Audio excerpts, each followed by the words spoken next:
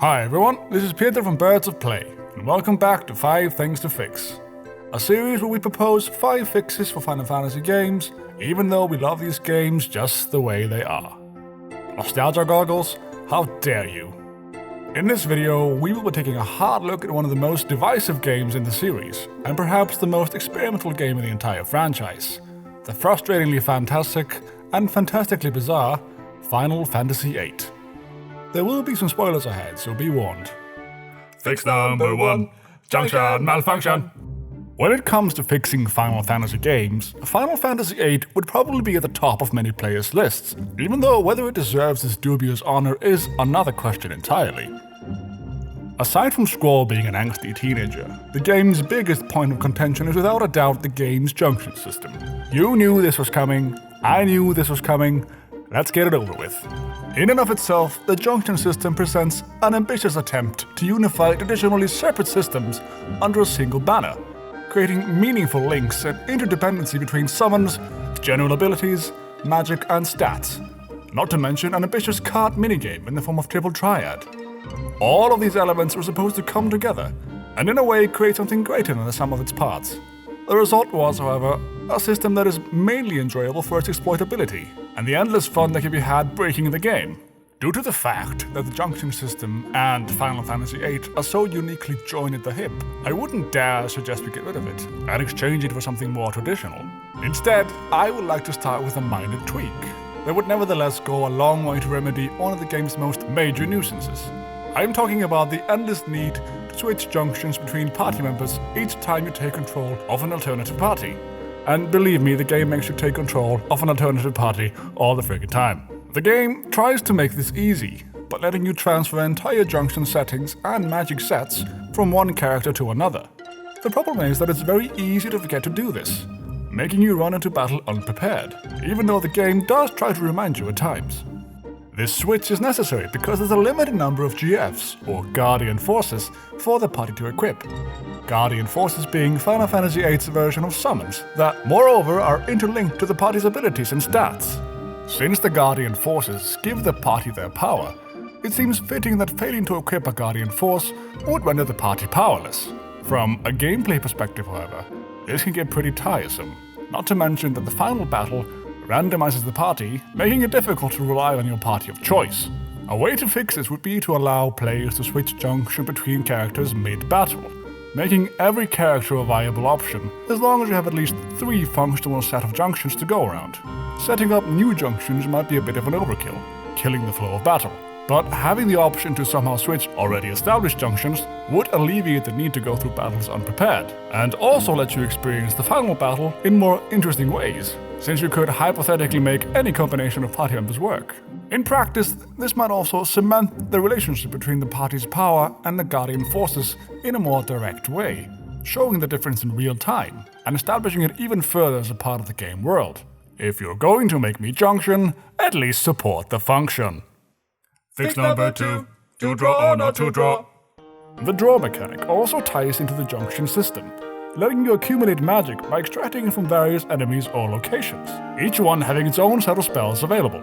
In itself, drawing magic is a very interesting and unique method of acquiring magic, sometimes requiring you to balance the risk of dying with the reward of getting some powerful spells, especially when fighting more powerful enemies, much like stealing superior gear from bosses in Final Fantasy IX. Like in Final Fantasy IX, it can, however, also be quite time-consuming, and almost always overstays its welcome when you feel compelled to max out 100 of one or multiple magics. To add insult to injury, after having spent so much time gathering powerful spells, you are very likely to never actually use them. Much like powerful items in games that go unused since you keep thinking to yourself that you might need them later. Yeah, I'm sure I'll need this Mega Elixir after defeating Ruby Weapon. I'm sure. It's precious. This effect being even more pronounced since using them would also negatively affect your stats because of the junction system. In order to fix this problem, I would like to propose 2 interlinked fixes. The first one is quite a radical one. Bring MP into the game, so you won't have to worry about losing powerful spells when using them. This might even help make the final boss fight more impactful, seeing as Ultimecia destroying entire stacks of magic would be even more of a novelty, making you lose spells you never knew you could lose. But this would also make drawing magic in large quantities a bit meaningless, since you wouldn't be spending the magic itself when casting, but rather MP. A second step would therefore be fixing the problems caused by the first fix, and make accumulating magic meaningful again. I propose this could be accomplished by making magic learnable as opposed to collectible. Learning magic would then either power up the spells being used, or only make them usable once the character has attained complete mastery over it. This means that different characters would actually learn different spells, depending on magic being drawn or acquired via other methods. Seeing as power in Final Fantasy VIII is in principle seen as something external to the characters, guardian forces and magic making them capable to fight the way they do, this fix might seem like I'm trying to have my cake and eat it too, by introducing a way for them to embolden themselves without these external factors. I don't really deny this, but at the same time I feel that it fits so nicely with the educational setting of Final Fantasy VIII, seeing their characters actually become stronger by learning something new, that I feel it evens out in terms of appealing to some of the major themes of the game. Welcome to Balam Garden, School of Witchcraft and Wizardry. Where's my letter? Fix number 3. Unnecessarily silly script choices.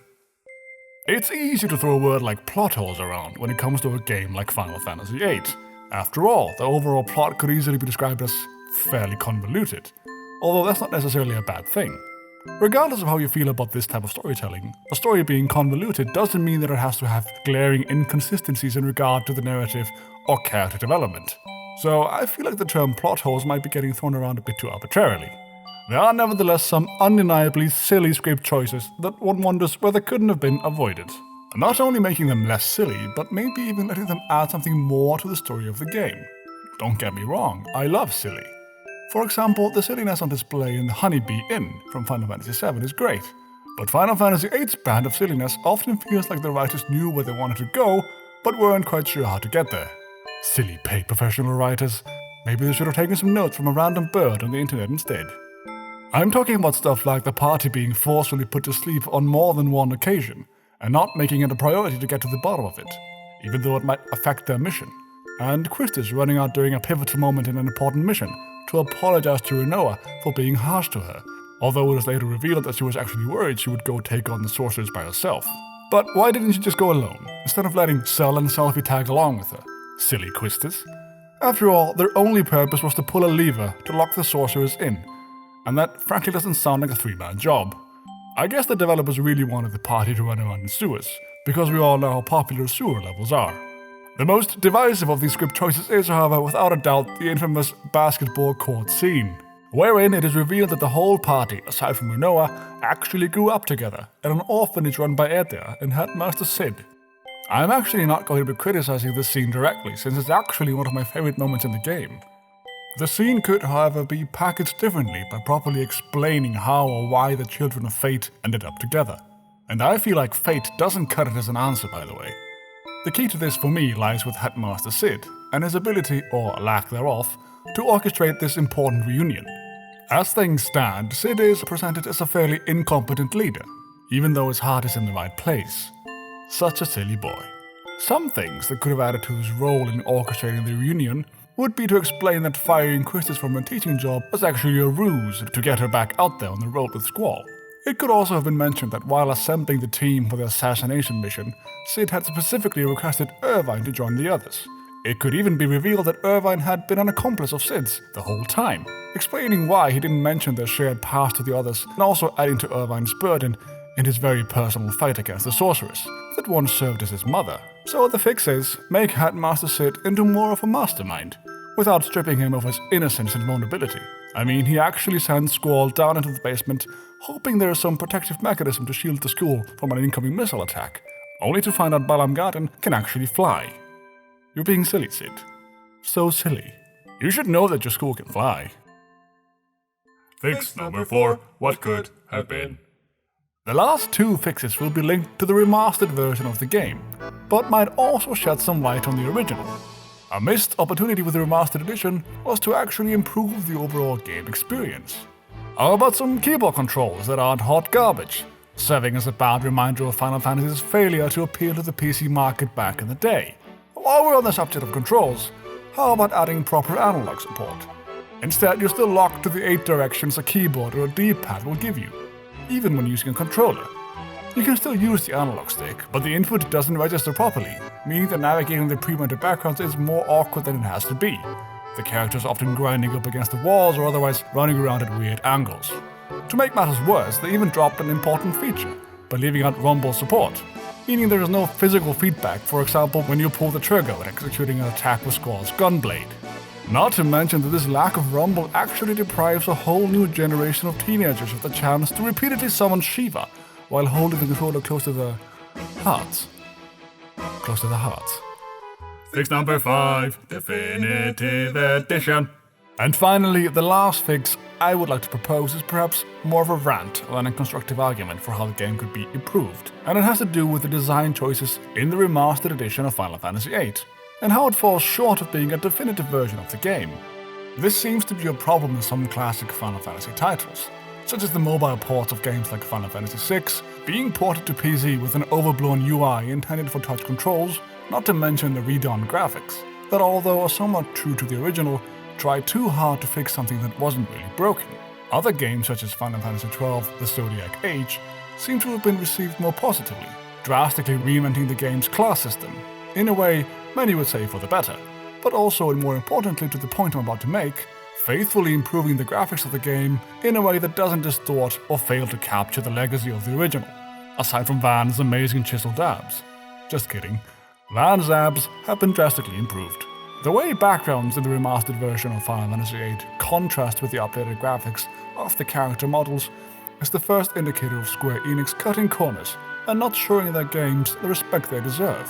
Of course, there are reasons for this. The main problem being that the original files used to make the backgrounds have been lost. But with mods such as the Moguri mod for Final Fantasy IX, updating the backgrounds of the game without any help from the developers, using a neural network image enhancer, as well as some manual touch-ups, it's hard to convince me that this can't be done. What bothers me most, however, is not Square Enix failing to adequately revamp the game's backgrounds, but rather that someone felt the need to actively redesign Squall and make him into more of an anime pretty boy. This isn't the first time Final Fantasy remasters fail to adequately capture faces. Remember how the faces in Final Fantasy X Remastered Edition fail to show the same range of expression as the original, as well as being bloated and puffy looking? This time around, however, the issue doesn't seem to be failing to do something well enough, but rather to purposefully change things around so it matches better with Squall's subsequent redesign. Look, Squall was always pretty, even though it was usually tucked away somewhere in the game's cinematics, or the game's concept art if you're really thirsty. But this redesign, that is more reminiscent of his appearance in the Dissidia games, as opposed to the original Final Fantasy VIII, does the game a disservice. Maybe you personally like this new version of Squall. It's certainly not the worst redesign I could imagine, but the fact that it's new, and not the old made new, makes me almost constantly reminisce about that pixelated face of his in the original that somehow matches better with the image of Squall in my head and the way he's depicted in the cinematics and concept art. And therein lies the problem. A definitive edition shouldn't make me constantly think about the older version, at least not in such a way that I sometimes wish I was actually playing that. And what did you do to the cards? Where are my beautiful triple triad cards? Why did you change them? No! Has my letter arrived yet? If you made it through that, I salute you. Why not consider subscribing and leaving me a comment, telling me some of your fixes down below. Maybe hit that like button, share this video, all the good stuff. That sounds...